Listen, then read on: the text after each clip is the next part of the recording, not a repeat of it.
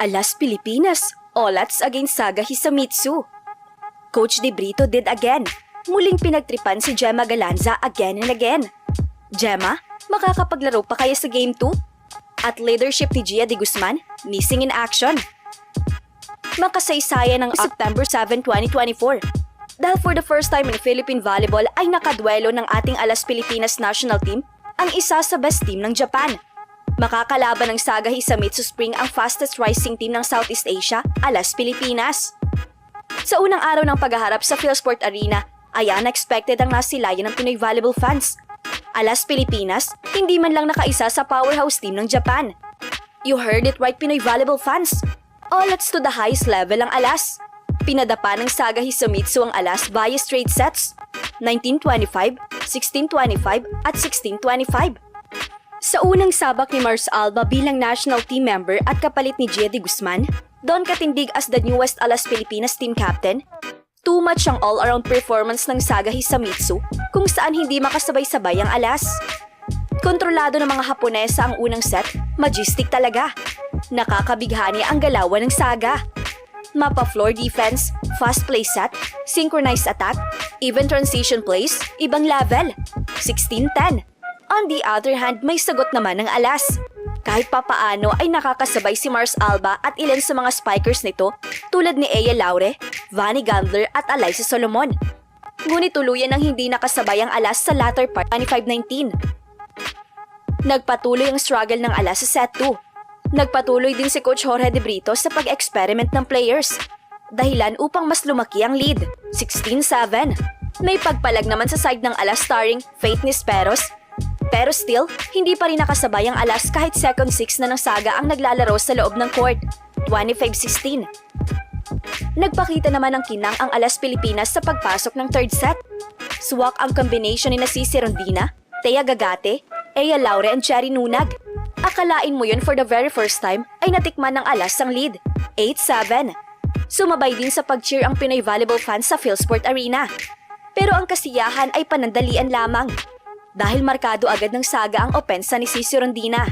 Hindi na nakasagot ang Alas sa 13-4 run ng Saga. Nakuha ng Saga Hisamitsu ang laban, 25-16.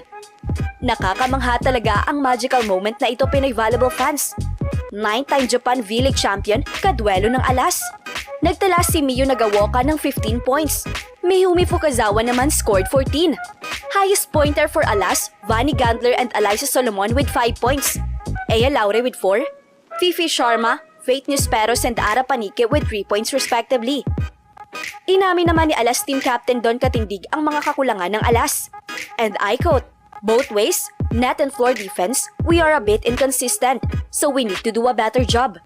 Nagbitaw naman ng panayam si head coach De Brito. And I quote, "This experience is also good because as I told my players, it is an opportunity to always learn. The most important thing here is for us to expose them to a high level of international matches. Without this, we won't grow." Nakakalungkot lang, Pinoy volleyball fans. Ito na yung epekto ng pagkawala ni Gia de Guzman sa lineup. Makalat overload. Pero alam nyo ba kung ano yung mas nakakalungkot? Pinagtripa na naman si kumaring Gemma Galanza ni De Brito. Mantakin mo yun? Si Gemma Galanza lang ang nag-iisang wala sa lineup ng Alas na lumaban sa CV League Leg 2. Hindi na ito palitan ng players, Pinoy volleyball fans. Kasi during CV League Leg 1, ay inalis sa lineup ng Alas sina Gemma Galanza at Cherry Nunag. Ngunit ibinalik naman ng mga ito sa Leg 2 ng komperensya. But this time, sa Alas Pilipinas Invitational, ay sininggle out ni De Brito si Gemma Galanza. Ipinagdamot ng dayuhang coach kay Gemma Galanza ang rare opportunity na makaharap ng national team ng Pinas, ang isa sa pinakasikat na club team ng Japan. Nakakalungkot, Pinoy volleyball fans. Nakuha mo naman ang inis namin, Coach De Brito. Abangan ang pangalawa at huling laban ng Alas Pilipinas versus Saga Hisamitsu Springs. Philippines versus Japan, September 8, 2024.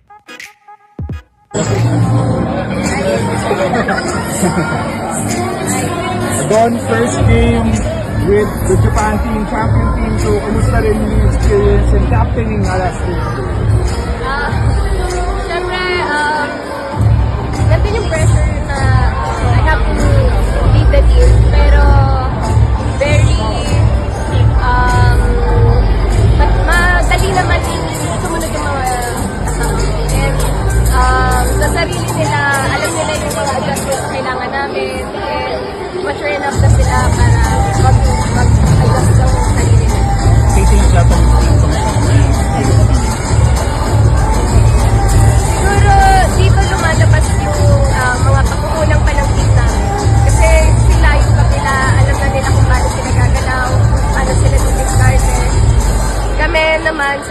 kasi nakita namin ano yung pa yung kulang namin and what we have to work on. Doon yun yan, nakalaban yung Japanese team. Siguro on the defense side, ano lang yung nakita mo na parang kailangan ma-improve nyo pa para mahandle yung mga ganong trend sa taas. For us talaga, siguro kulang pa sa push and both ways sa net and sa floor defense. Kailangan pa namin mag-connect and ibalik yung chemistry together kasi walang ibang ginagawa yung kalaban. Sa side lang namin talaga yung inconsistent. Doon kumusta lang having another lady spiker si Marsa Alba? Ako na yung teammate ko si Mars sa FB. So, alam ko na siya, very stable na setter. So, hindi naman siya nahirapan na mag-adjust when she came in last week. So, tiwala ako pag nandun siya. Doon bukas ulit, ano makikita mo parang points of improvement na makakalik na magagawa natin? Siguro dahil nakalaban na namin sila today, madami na kaming makikitang improvements for tomorrow and mga kailangan namin i-work on. Thank you, Dong. Thank you, Dong.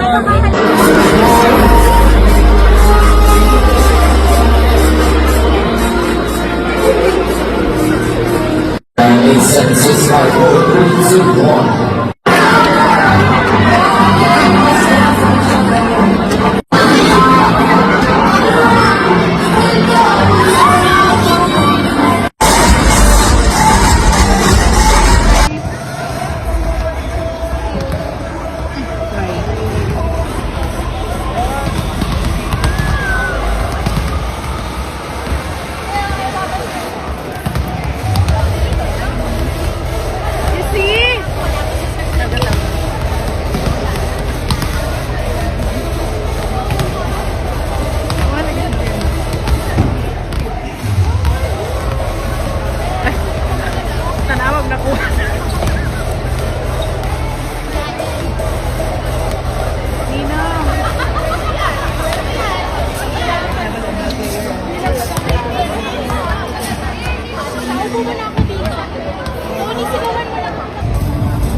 Ayan na si Daddy Debrito.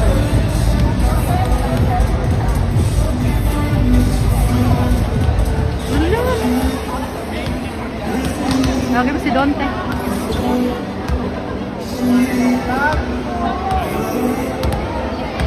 Bilal.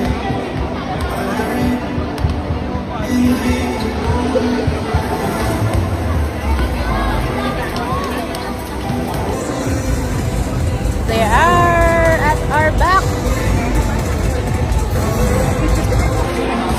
Sisi! Sisi! Sisi!